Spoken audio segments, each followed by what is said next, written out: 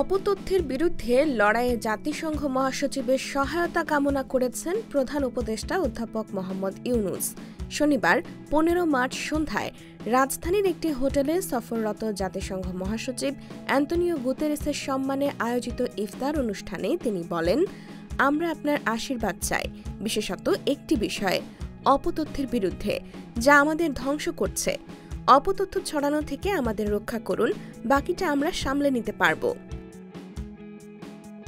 অধ্যাপক ইউনূস বলেন, মানুষ কঠোর পরিশ্রম করে একটি স্বপ্ন বাস্তবায়ন করতে চায়, কিন্তু কিছু মানুষ তা পছন্দ করে না।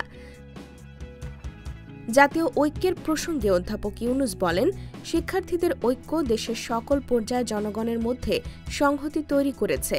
তিনি শিক্ষার্থীদের আন্দোলনকে ঐতিহাসিক আখ্যা দিয়ে বলেন, তাদের কাছে অস্ত্র ছিল না, ছিল কেবল জীবন। তারা স্বাধীনতার জন্য, নিজের দেশ ফিরে পাওয়ার জন্য লড়াই করেছে। জাতিসংঘ মহাসচিবের সফরকে বাংলাদেশের জন্য আনন্দের বলে উল্লেখ করে প্রধান উপদেষ্টা বলেন, রমজানের মাঝামাঝি সময়ে আপনার এই সফর আমাদের জন্য ঈদ এনে দিল।